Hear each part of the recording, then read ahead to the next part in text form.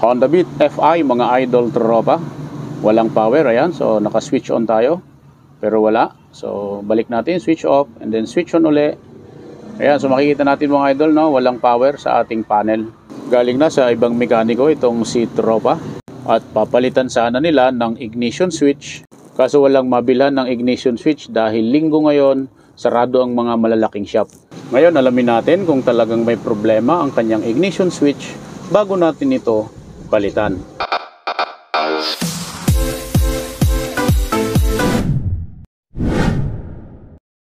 Ayan mga idol, una nating gagawin kapag naka-encounter tayo ng ganitong problema, una nating i-check itong gray na relay na to mga idol, Gamit tayo ng test light, ayan, ang clip ng ating test light ilagay natin sa ground terminal ng battery. Ayan mga idol. Kapag naka-switch on ng ating ignition switch, ang relay na to ang nagbibigay ng supply dito sa mga pulang fuse na to mga idol. Ito naman yung para sa ating panel, sa headlight, busina at starter. Ayan, at mapapansin natin mga idol na hindi umiilaw ang ating test light habang tinutusok natin yung magkabilang side ng ating fuse. Naka-switch on po ang ating ignition switch mga idol. Ngayon kailangan nating alisin itong relay na ito mga idol para malaman natin kung may problema sa linya ng negative at positive sa kanyang socket. Ayan mga idol, mapapansin natin malinis naman yung bawat pin ng kanyang relay. Wala namang corrosion at saka sa kanyang socket ay wala namang bulok na terminal. Ngayon gamit pa rin ng test light mga idol. Clip ng ating test light ay nasa ground mga idol. At ang ating test light ay nakatusok sa isang terminal kung saan dito nakalagay ang isang pin ng relay na tinanggal natin. Kung saan ang katumbas nito sa horn relay ay pin number 30. Naka-on man or naka-off ang ating ignition switch, ito ay may positive supply galing sa ating positive terminal ng battery. Ngayon dito naman tayo sa isang socket mga idol kung saan ito yung supply ng accessories wire galing sa ignition switch. Kung mapapansin nyo mga idol, lumilaw yung ating test light, So hindi sira ang ating ignition switch. Naka-clip pa rin ang ating test light sa ground mga idol, At ito nakatusok ito sa isang terminal, kung saan ito yung supply ng accessories wire or positive, Kung saan ito yung nakalagay dito sa pin na ito mga idol, Ito ay trigger ng ating relay. Ngayon, switch off natin ang ating ignition switch. Ayan mga idol, yung ating test light ay namatay. So switch on ulit natin. Ayan, so buhay na naman ang ating test light. Ibig sabihin, hindi sira ang ignition switch mga idol.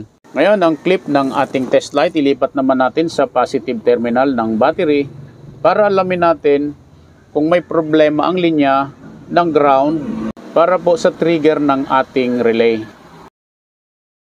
Ayan, at umilaw ang ating test light mga idol, So, walang problema sa linya ng ating socket mga idol, So, isa lang ang may problema. Hindi po ang ating ignition switch, kundi itong relay na itong mga idol ang sira at ito ay dapat nating palitan. At dahil wala tayong mabiling gantong pyesa ngayon mga idol, ay gagawa tayo ng paraan para magamit ni tropa ang kanyang motor. Ayan mga idol, ito yung gagamitin natin. Bush na horn relay. Pwede itong pamalit sa inalis nating relay mga idol. 12 volts, 30 amperes. Ang gagawin natin mga idol ay mag-iinang tayo ng wire dito sa pin number 30, number 85, 86 at saka pin number 87. Yung gitnang pin mga idol ay hindi na natin yan lalagyan. Ayan mga idol, unahin nating inangan ng wire ang pin number 30 at ang pin number 87. So ang ikakabit nating wire dito mga idol ay wire number 16.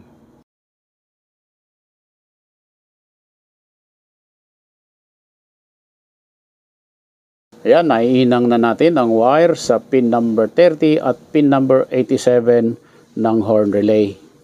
Ngayon gamit naman natin ang wire number 18 at ito ay iinang naman natin sa pin number 85 at pin number 86 ng ating horn relay.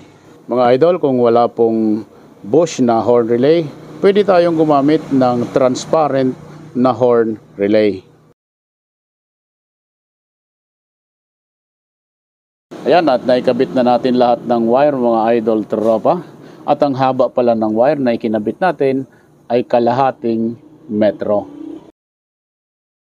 Ayan mga idol, At dahil wala tayong mahanap na pin na kasinlaki nito, ay puputulin na lamang natin ito na galing sa stock na relay. Kailangan natin ito mga idol.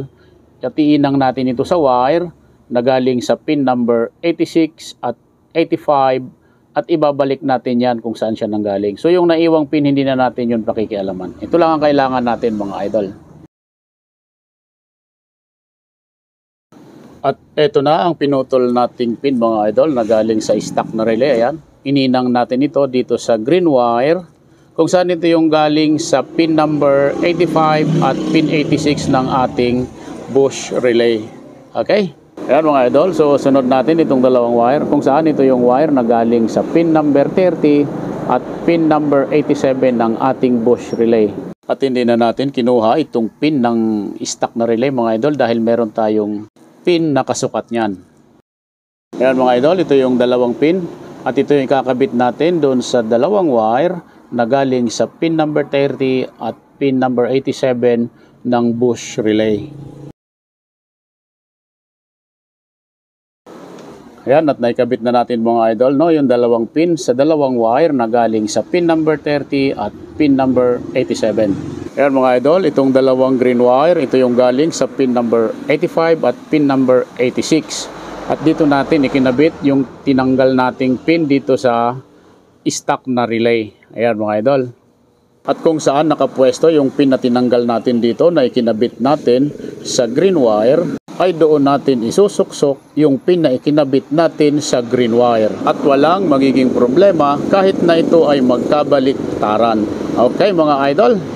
At dito naman sa dalawang red wire kung saan ito yung galing sa pin number 87 at pin number 30 ay isasalpak naman natin itong dalawang pin mga idol. Ayan, kung saan naman nakapwesto yung iniwan nating pin dito sa stock na relay.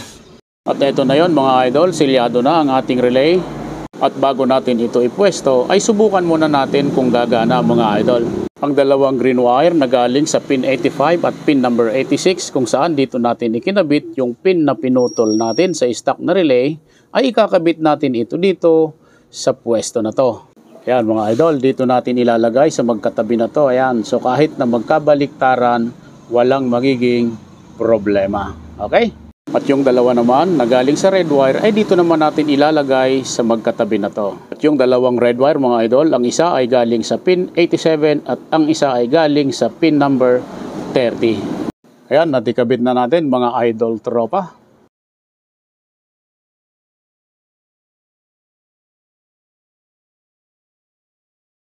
Ayan, at naikabit na natin lahat mga idol. Si tropa ba ay uuwing naka-tricycle o kaya naman ay uuwing nakamotor? Ayan mga idol, at si tropa ay uuwing nakamotor at nakangiti.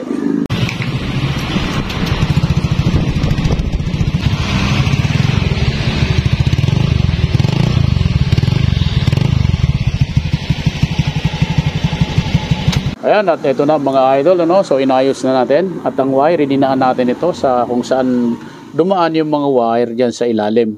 At ito ay ipupwesto na lamang natin dito ng safe. Ayan mga idol, at naipwesto na natin ang relay dito sa ilalim. Sana may natutunan kayo sa video na to mga idol.